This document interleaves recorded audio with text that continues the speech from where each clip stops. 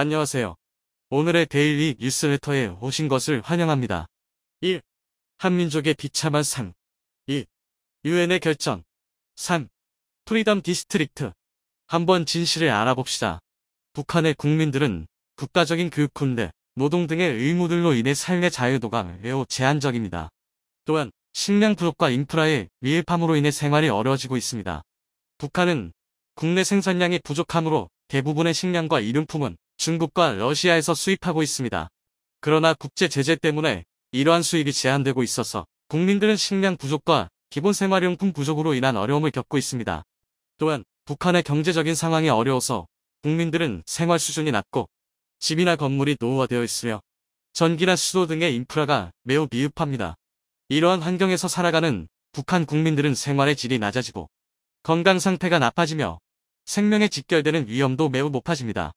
이러한 상황 속에서도 북한 국민들은 서로 도우며 살아가고 있습니다.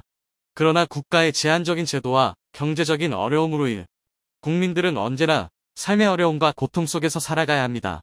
유엔에서 날아든 폭탄 선언 연일 강성 발언을 내뱉던 북한에서 유엔의 발언에 충격을 받았다고 하는데요. 바로 사무총장의 자유북한 지구 건설 발언이 그것입니다. 탈북자들을 수용할 곳을 연해주에 마련해 이들이 안전하게 살 곳을 유엔에서 보장하고 반김정은 세력이 이들 공동체 안정화에 도움을 준다는 소식이었는데요. 자칫 잘못하면 탈북자들이 잇따를 수 있는 위험한 상황. 그러지 않아도 불안한 북한이 내부에서부터 무너질 수 있는 가운데 대체 유엔에서 어떤 일이 벌어지고 있는 것일까요? 지금부터 관련된 내용을 자세하게 설명해 드리겠습니다. 국제사회가 더 이상 좌시해선 안 됩니다. 유엔 사무총장인 안토니우 구테르스는 단호한 어조로 말을 이었죠.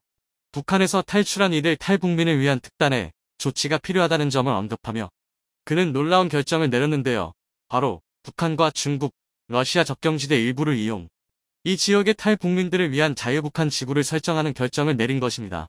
탈북민들의 안전과 북한 정권에 대한 강력한 저항의 뜻이었죠. 이 같은 결정에 많은 국가들이 충격을 받았습니다. 특히 북한 정권은 유엔의 행동에 대해 타국 간섭이라고 말하며 탈북민들은 어디까지나 북한의 범죄자들이고 이를 심판할 권리는 북한에 있다고 주장했죠. 중국 역시 이번 결정에 불쾌한 감정을 드러냈는데요. 특히나 인권 문제를 들먹이며 이번 자유북한 지구 설립을 유엔에서 추진하자 서방 위주의 정책이라며 비난하던 이들 중국인들은 정신 나간 결정이라는 맹비난을 서슴지 않았죠. 하지만 유엔의 의사는 단호했습니다. 그동안 여러 차례 경고를 보냈음에도 불구하고 북한을 탈출한 이들 탈북민의 안전이 보장되지 않을 뿐만 아니라 중국도 북한과 합세해 이들을 압박하는 것은 문제적이라고 판단한 것이죠. 이러한 결정이 나오게 된 배경으로는 중국에서 탈북민들을 강제로 북송하거나 억류하는 행위 때문이었습니다. 강압적인 국가인 북한에서 탈출하는 이들을 중국에서 앞장서서 돌려보내는 일을 하는 것은 반인륜적인 행위로 유엔에서도 여러 차례 중국에 경고를 보냈던 일입니다. 그런데 최근 유엔 강제실종 실무 굵기대 중국 정부의 심상치 않은 행동을 유엔 본부에 보고하면서 심각한 문제로 대두되었습니다. 중국 공안에 의해 체포된 탈북민 가족의 생사를 질문한 귀대의 중국 정부는 묵살하는 태도를 보였기 때문이죠. 작년 1월 중국에서 공안에 체포된 뒤 수감된 것으로 알려진 리용기 씨 부부와 리테이 씨 등 북한 탈북자들이 사라졌습니다. 중국으로 도망친 이들을 공안이 붙잡고 몰래 처리를 한 것이죠. 실무그룹은 이 사안을 중대한 일로 바라보고 중국 정부에게 공식적으로 서한을 보내 이들 가족의 생사와 더불어 중국 정부가 보유한 정보를 공유할 것을 주문했습니다. 그러나 이들의 주장을 중국 정부는 들은 척도 하지 않았죠. 심지어 이들 중국 정부는 북한 탈북민과 관련해 어떠한 요구도 하지 말 것을 북한 인권특별보고관에게 요청하는 모습을 보였습니다. 토마스 오헤아 킹타라 보고관은 작년 10월 워싱턴에서 열린 간담회에서 협박 아닌 협박이 여러 차례 있었던 사실을 공개했죠. 킹타라 보고관은 이러한 행동이 보고관의 권리를 무시하는 행위자 국제기구에 소속된 인물을 협박하는 행위라고 간주했습니다. 중국 정부가 국제법에 도전하는 일이라고 비판을 가했죠. 그러지 않아도 구테르스 유엔 사무총장은 북한 인권 상황 보고서를 통해 강제 노동 문제를 거론하는가 하면 어린 북한 여성들이 강제로 착취당해 돈벌이 수단으로 악용되는 것에 심각한 우려를 느낀다고 표현할 정도로 코로나 시기 이후로 변화된 탈북민 지위에 대해 걱정을 드러냈죠. 이를 보다 못해 유엔에서 직권으로 이들 탈북민을 구제하기 위한 자유북한 지구를 설정하기로 결정한 것이죠. 최소한의 삶의 권리를 보장하고 이들 탈북민들이 잠시라도 안전한 테두리 안에서 살 수 있게 보호하는 취지였습니다. 그리고 구테르스 사무총장은 이러한 자유북한 지구의 설립의 운영과 조직에 대해서 자유조선을 비롯한 반김정은 세력의 도움을 받을 것이라고 말하며 북한 탈출을 원하는 이들은 자유북한에서 언제나 환영받을 것이라 선포했죠. 그의 입에서 나온 자유조선이라는 단어는 많은 이들의 관심을 불러일으켰습니다. 반북과 반김정은을 내건 이들 단체가 유엔과 연관이 있는 것이 드러났는데요. 이들이 처음 이름이 알려진 시기는 바로 2017년 북한의 유력한 백두혈통 후계자 김한소를 북한 공작원의 위협으로부터 구한 때였습니다. 영화와 같은 김정남의 사망 소식 북한 공작원들에 의해 암살당한 이 소식이 전해지면서 김정남의 아들이자 해외에 유학 중인 김한소 역시 위험한 상황에 뒀습니다. 북한은 김정남의 핏줄도 살릴 생각이 전혀 없었습니다. 김정남이 피살됐을 당시 어린 나이에 김한솔은 마카오 집 인근 호텔에 투숙하며 상황을 지켜보고 있었습니다. 그리고 그런 그에게 자유조선 조직원이 접선 그를 안전하게 해외로 피신하는 데 성공합니다. 지금의 이름은 자유조선이지만 당시 조직의 이름은 천리만인방이라는 이름을 쓰고 있었는데요. 이들은 네덜란드 정부, 중국 정부, 미국 정부와 소통하면서 놀라운 정보망과 조직원을 두고 있다는 사실이 밝혀졌는데요. 북한 공작원의 감시망을 뚫고 김한소를 무사히 외국으로 피신시킬 수 있는 능력을 갖춘 조직으로 단숨에 북한 정부의 눈에 가시이자 북한 주민들에게는 희망이 되었습니다. 정확히 조직원이 몇 명인지 그리고 얼마만큼의 자금력을 동원할 수 있는지 파악할 수 없지만 이들의 행적을 살펴보면 쉽게 할 수 없는 일들입니다. 김한소 대표 외에도 이들은 주 스페인 북한 대사관의 침투 정보를 탈취하고 김정일, 김일성 초상화를 바닥에 던지는 북한의 최고 존엄을 모욕하는 영상을 찍어 올리는 과감한 행보를 보였습니다. 나중에 밝혀진 바로는 북한 대사관 앞에 모인 10명 정도의 자유조선 조직원들이 북한 대사관을 무력으로 침입, 빠르게 북한 정부가 소유한 정보를 빼돌리는 한편 대사관, 차량 3대를 탈취해 도망가는 행보를 보였습니다. 이들이 빼앗은 정보는 정확하게 밝혀지지 않았으나 수사당국에 의해 이들과 관련 있는 인물인 크리스토퍼 안을 체포, 이들 조직원의 수장으로 보이는 에이드리언 홍창이라는 인물을 파악하기도 했으나 조직의 규모를 파악하는 것은 불가능했다고 하죠. 이들 조직이 하는 일로 북한 내 탈북자들을 돕는 일도 있는데 유엔에서 이들 조직의 이름을 거론한 것은 이들의 활동과 무관하다고 보기 어렵습니다. 이 조직 외에도 현재 반김정은 세력으로 보이는 조직들 역시 대내적으로 탈북자를 도와 이주와 정착에 도움을 주고 있습니다.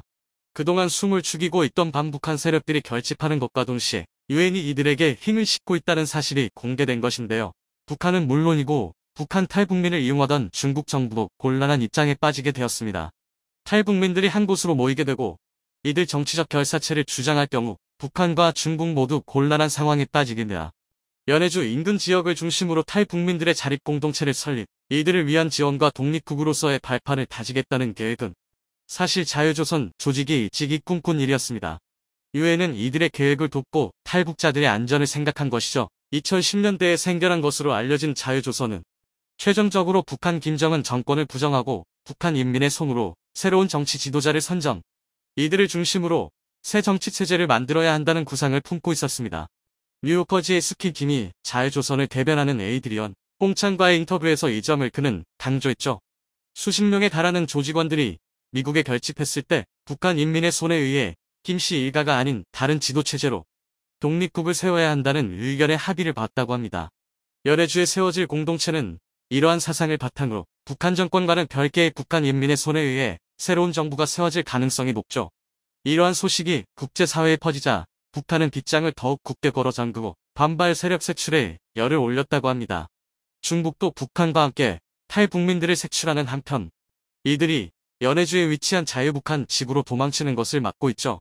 미국 월스트리트 저널은 중국 정부가 최근 4,800km에 달하는 남북 국경 지역의 방벽 건설을 조명하는 한편 북한 국경지대에 새롭게 건설되는 감시탑 상황을 조망했습니다. 북한도 이에 발맞춰 탈북자들을 엄중하게 감시하는 한편 그동안 뇌물을 통해 몰래 탈북자들을 눈감아주던 북한군의 기강 잡기에 나섰다고 합니다. 탈북자가 발생할 경우 그 경계망에 근무하는 근무자 책임자 모두 형벌에 처할 것을 선포하는 모습을 보였습니다. 그러나 코로나 이후 많은 이들이 죽어나가면서 북한 지도층은 물론이고 주민들 사이에서 불만이 속출하고 장마당을 통한 부의 축적이 코로나 시기 이후 불가능해지자 탈출하는 이들이 점점 늘어나는 상황. 이렇게 해도 죽고 저렇게 해도 죽는 북한 주민들 입장에서 탈출을 통해 자유북한으로 넘어가는 것도 고려해볼 선택지가 된 것이죠. 그러지 않아도 치열했던 탈북 행렬이 점점 더 늘어날 전망입니다. 속은 물론이고 외부에서 무너지는 북한의 모습이 관찰되는 가운데 과연 김정은 정권은 이들을 수습해 강성대국의 꿈을 관철시킬 수 있을까요? 오랜 세월 한국이 갖지 못했던 무기핵을 마침내 한국이 손에 넣을 수 있게 되었다고 합니다.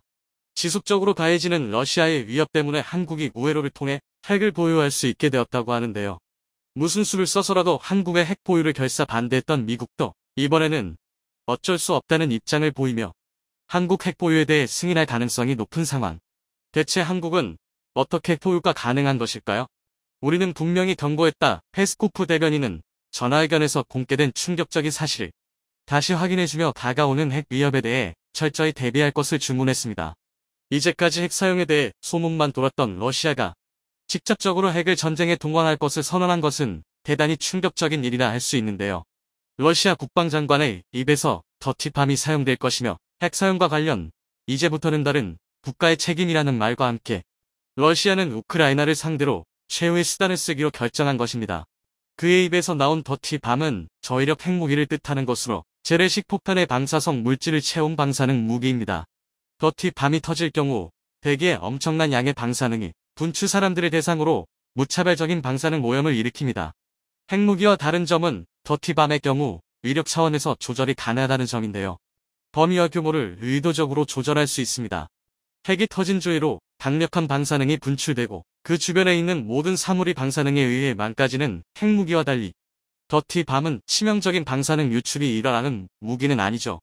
그럼에도 불구하고 방사능이 본격 전쟁에 동원될 수 있다는 점과 적군과 아군, 모든 진영에 돌이킬 수 없는 피해를 준다는 점에서 핵전쟁의 서막이 될 수 있는 위험천만한 무기. 러시아가 마지막 수단까지 꺼낸 것에 대해 미국은 러시아가 가짜 정보를 퍼뜨리는 것이라며 러시아의 위협에 대해 단호하게 거짓말이라고 알렸습니다. 드미트로 쿨레바 우크라이나 외무장관은 토니 블링컨 장관과의 통화를 마치고 더티밤 사용 선언이 우크라이나와 그의 동맹국을 흔들려는 수작이라는 것이 분명하다고 밝혔죠. 블링컨 장관은 만약 저위력 핵무기를 러시아가 사용한다면 미국 입장에서는 묵과하지 않을 것을 지적. 미국도 러시아를 상대로 핵을 쏘는 일을 주저하지 않을 것이라고 말하며 이례적으로 핵탑재 잠수함 위치를 공개했습니다. 미군 중부사령부는 아라비아 해에서 미국 핵 추진 잠수함 웨스트 버지니아의 위치를 공개.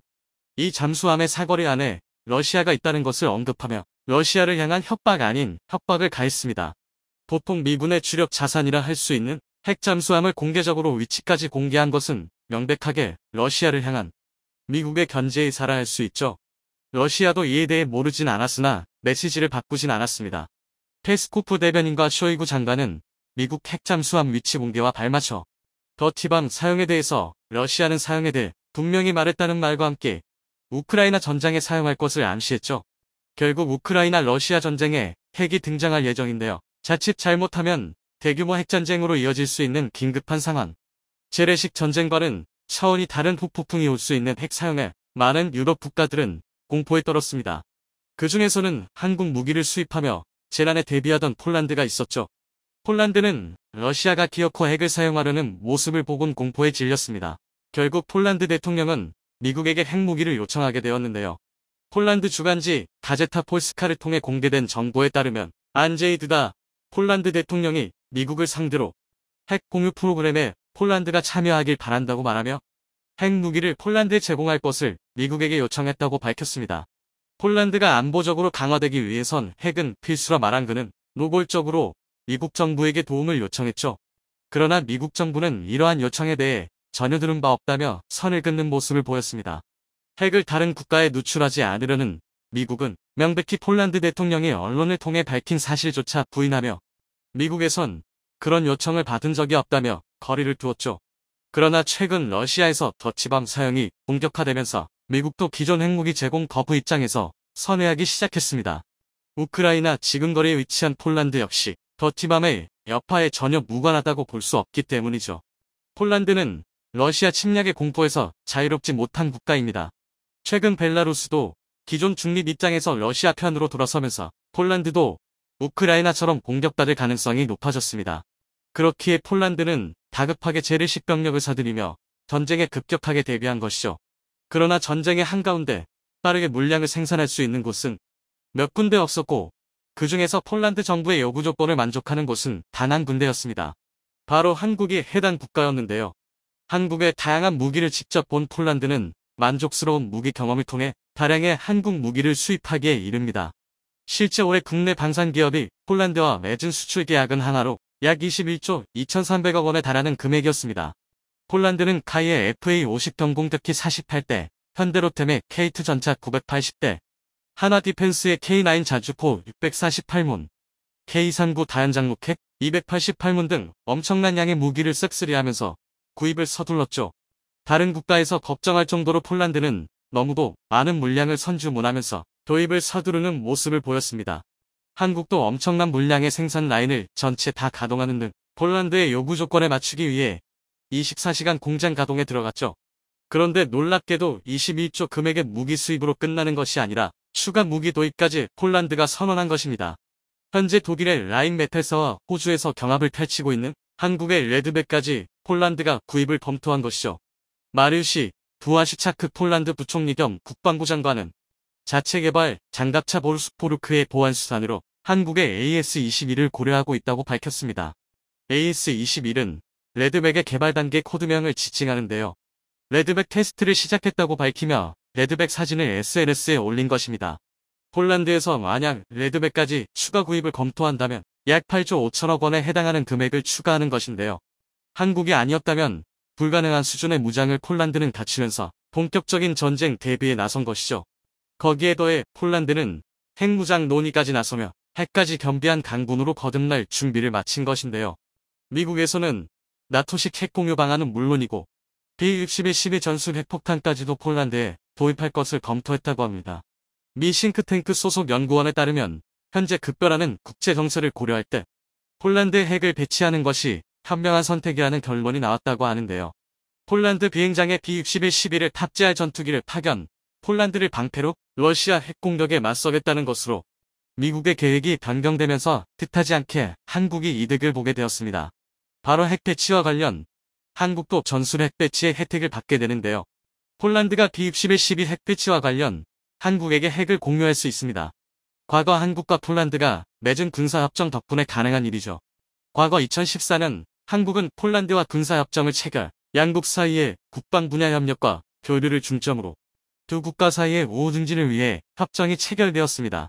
그리고 이 협정에는 군대에 필요한 군수 지원은 물론이고 당사자 군대에 대한 현대화된 무장 및 군사 장비 제공을 포함한 무장 및 군사 장비 공유가 포함되어 있습니다.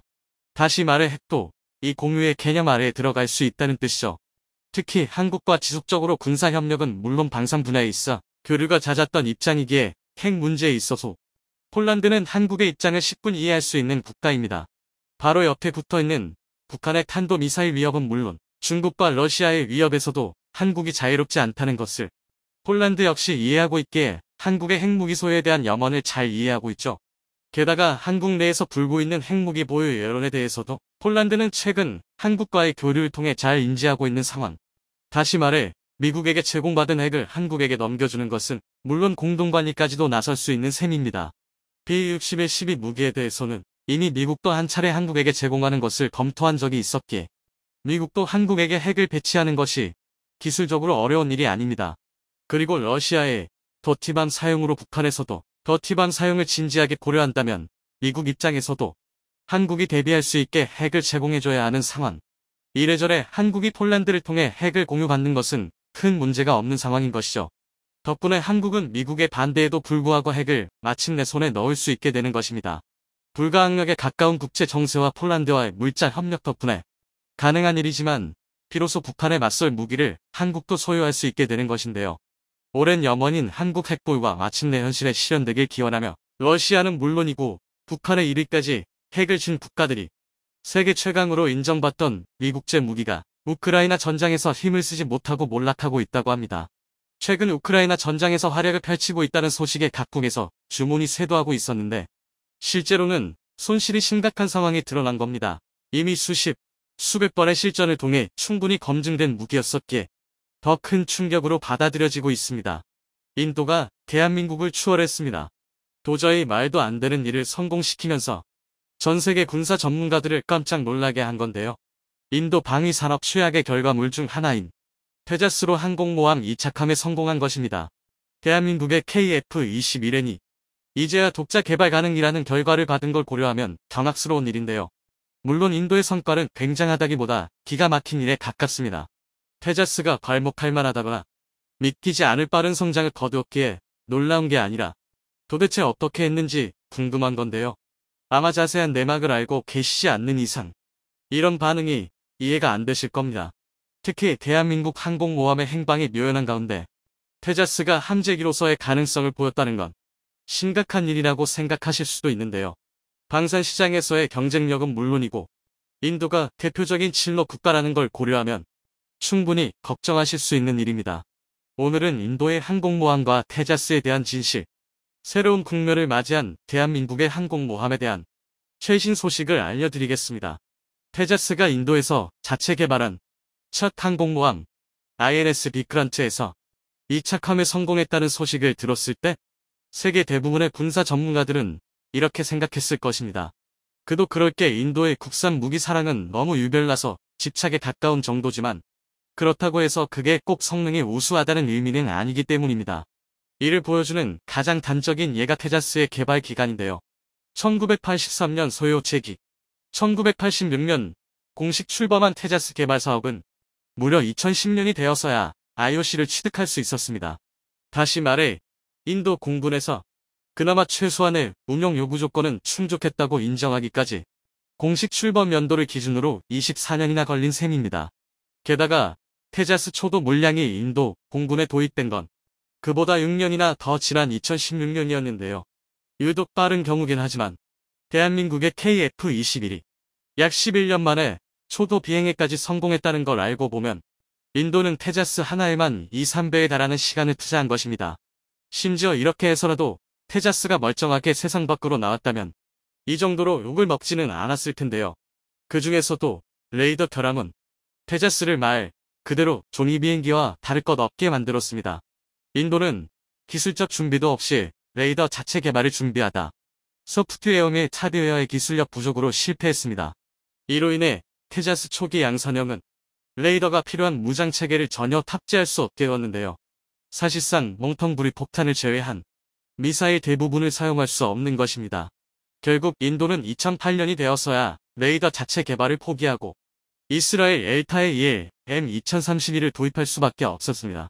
대한민국이 미국과 유럽의 갑질에 지쳐 결국 국산 이사 레이더를 개발하고 KF-21에 탑재하는 데까지 성공한 것과 상당히 대조적인데요. 하지만 테자스의 진짜 문제는 여기서 끝이 아닙니다. 사실 테자스가 아무리 못났어도 KF-21과 직접 비교하는 건 인도로서도 좀 억울한 일인데요. KF-21이 4세대 4.5세대기 중 최고의 성능을 자랑하는 반면 테자스는 경공격계에서도 최하위권의 성능입니다. 그나마 FA-50과는 겨루어 봐야 체급이 맞는데요. 테자스는 전장 13.2m, 전폭 8.2m, 전고 4.4m로 FA-52 전장 13.1m, 전폭 9.4m, 전고 4.9m라는 걸 감안하면 상대적으로 더 작은 크기입니다. 그런데 재밌는 건 그런데도 전비 중량은 테자스가 9,800kg에 달하는 것에 비해 FA-50은 8,900kg에 불과해 훨씬 가볍다는 건데요. 테자스의 결함을 주먹구 구식으로 때우고 붙이며 해결하다 보니 중량이 동급 대비 1톤이나 무거워진 것입니다. 게다가 연료 탑재량까지 감소하면서 항속거리가 상당히 짧아졌고 실질 전투 시간은 1시간을 받으시 넘어 동급 대비 3에 불과합니다. 또 정비 시간은 F-16 대비 4, 5배 이상이고 그러면서도 기체 수명은 고작 20년으로 절반 이하입니다. 여기서 끝이 아닙니다. 그래도 무장이라도 충분히 탑재할 수 있으면 국산 무기체계하는 타이틀을 참작해서라도 어떻게든 써먹을 수 있었을 텐데요. 그러나 테자스는 FA-50과 동일한 F-400사지 계열 엔진을 탑재했음에도 최대 무장량이 기껏해야 3톤이 한계입니다. FA-50이 설계상 3배가 넘는 9톤의 무장을 탑재할 수 있다는 걸 생각하면 테자스의 무장량이 얼마나 형편없는 수준인지 감이 오실 텐데요. 오죽하면 인도 공군에서조차 테자스 불매를 선언하고 인도 정부의 라파를 도입해달라고 애원할 정도입니다. 그리고 실제로도 인도 정부가 라파를 도입하면서 테자스는 획격사로 잊히는가 싶었는데요. 그런데 바로 여기서부터 반전이 시작되었습니다. 인도 정부가 어떻게든 주력기로 써먹겠다는 마음으로 테자스를 MK-1A로 개량한 것도 모자라 KF-21급 성능의 MK 개발을 시작한 겁니다. 그리고 심지어 함재기용인 해군용 엘카 테자스까지 만들겠다고 선언했는데요. 그 결과가 바로 서두에서 말한 INS 비크란트 이착함 성공입니다. 이를 대한민국에 비유하자면 FA-50으로 함재기를 만든 셈인데요. 엘카 테자스 개발에 착수한 게 2003년부터니 실제적 성과를 내기까지 무려 20년이 걸린 것입니다. 모두가 인정하는 테자스의 처참한 성능은 차치하고서라도 대단한 집념인데요. 물론 딱 그것만 빼고는 비효율의 극치이자 나는 이만 못한 일인 것도 사실입니다. 애초에 인도는 테자스를 믿지 못해서 쌍발 함상 전투기 테드프를 개발하고 있었는데요. 그 와중에 엘카 테자스는 포기하지 못해서 예산과 연구개발 인력을 중복으로 투자한 것입니다. 더군다나 아무리 잘해줘봐야 FA-50보다 한참은 미친 테자스로는 딱 이착함 말고는 아무것도 할 수 없을 확률이 높습니다. 가뜩이나 탑재 무장도 섬돈 남짓인데다가 엘카 테자스로 개량되면서 항공모함에 착함하기 위해 착륙장치의 보강이 이루어졌습니다. 게다가 함재기의 특성상 기본적으로 연료와 무장 탑재량에 상당한 제한이 걸리는데요. 이를 감안하면 엘카 테자스가 미사일 딱 한 발을 탑재하고 30분 작전을 수행할 수 있다고 해도 감지덕지할 지경인데요. 게다가 양산 수량도 문제입니다. 이미 테자스부터가 FA-50과의 경쟁에서 줄줄이 패배를 맞이한 기체입니다. 심지어 말레이시아에는 FA-50 절반 정도의 도입가를 제안했지만 실패했다는 루머도 있는데요. 이런 상황에서 가뜩이나 수요가 부족한 함재기여 엘카 테자스가 설 자리는 없습니다. 사실 인도 정부조차 이를 알고 있기에 라팔 함재기형이나 슈퍼폿 블록 3을 추가 도입하기 위해 사업을 벌이고 있습니다. 엘카 테자스는 어디까지나 인도의 자존심과 아집에 불과한데요. 하지만 그럼에도 불구하고 여기서조차 대한민국은 배울 게 많습니다. 물론 FA-50을 함재기로 개량하자는 건 아닙니다. 최근 KF-21은 독자 개발 역량 보유 연구가 가능으로 최종 결정이 나면서 드디어 대한민국 항공모함의 목적지가 생겼는데요. 방위사업청은 연구 결과를 종합해서 500만 톤급 정규 항공모함 개발을 국회에 보고했습니다. 쉽게 말해 이제 경제성과 기술 축적을 위해 경항모부터 만들어야 하느니 규모와 함재기를 고려할 때 중형항모를 만들어야 하느니 같은 설왕설래의 시간은 끝났다는 겁니다. 이제 무조건 중형항모를 만들 수밖에 없게 되었는데요.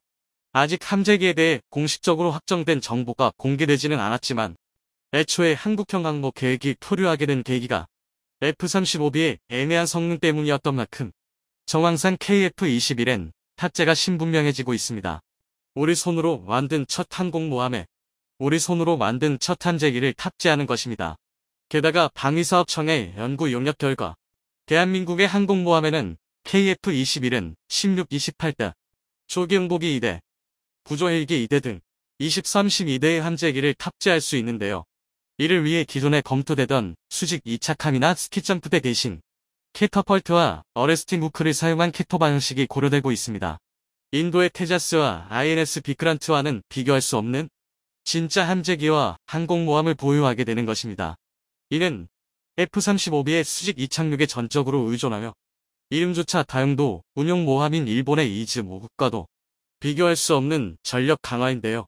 캐토바 항공모함은 함재기의 최대 이륙 중량에 제한이 없고 KF-21에는 공대항, 공대지, 공대공 등 전투 영역에 제한이 없는 멀티롤 함재기입니다.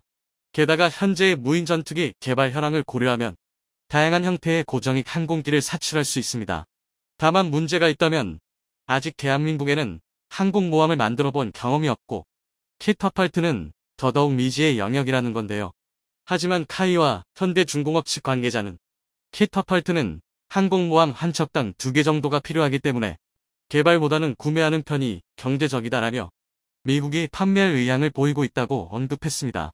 미중 갈등이 정점으로 치닫고 있는 상황에서 양안 전쟁까지 초읽기에 들어선 만큼 미국에서 대한민국의 전력 강화를 절박하게 원하고 있는 덕인데요. 그런데 일각에서는 여전히 KF-21N에 대한 찬반 논란이 뜨겁습니다. 중형항공모함도 대한민국으로서는 첫 시도지만 아직 막연한 청사진인 반면 KF-21N의 개발 상황은 날이 갈수록 뚜렷해져 가면서 함재기 자체 개발의 효율성이 도마에 오른 건데요. 아직 모체가 되는 KF-21조차 양산형의 성능 검증이 이루어지지 않았는데 괜히 KF-21N에 도전했다. 엘카 테자스 꼴이 되는 건 아니냐는 것입니다. 충분히 할 수 있는 걱정인데요. 하지만 KF-21과 테자스는 애초에 전투기와 경공격기인 만큼 비교 자체가 불가능합니다. 또한 KF-21에는 지금이 아니면 절대 시도할 수 없습니다. 국방기술진흥연구소는 KF-21의 개발 기간을 8년 6개월, 이후 해군 시험 비행 기간을 2년으로 잡았습니다. 상당히 긴 시간 같지만 중형항모 개발 기간도 마찬가지로 10년 남짓이라는 걸 생각하면 결코 길지 않습니다. 게다가 이미 우리 손으로 전투기를 만들어 본 경험이 축적된 만큼 KF-21N에 기술적 제한 사항은 없다고 관계자들은 밝히고 있는데요. 오히려 지금 당장의 안전을 위해 1999년 초기형이 도입된 FA-18이 F-슈퍼호넷을 도입하는 건 개량 종말을 자처하는 것이나 다름없습니다. 물론 그만큼 철저한 준비가 수반되어야만 대한민국의 항공모함이 유령선 신세를 면할 수 있습니다. 중국의 경우만 봐도 항공모함 운용 준비에만 무려 30여 년이 넘는 시간을 투자했습니다. 온갖 협작질이 수반되었지만 1980년 호주, 소련의 퇴역 항모를 밀수해 연구하고 지상에서 1일 스케일 모형 시설을 만들어 갖은 실험과 훈련을 진행했는데요. 그럼에도 불구하고 랴오닝함과 산둥함은 반쪽짜리에 불과했습니다. 적에게 배운다는 말이 있듯이 대한민국 또한 중국의 실패를 배워야 합니다. 지금부터 해군 정원을 확대하고 항공모함 관련 전문 인력을 양성하며 기반을 다져야 할 텐데요. 부디 대한민국이 결코 길지 않은 이 시간을 최대한 말차게 사용하길 바라겠습니다.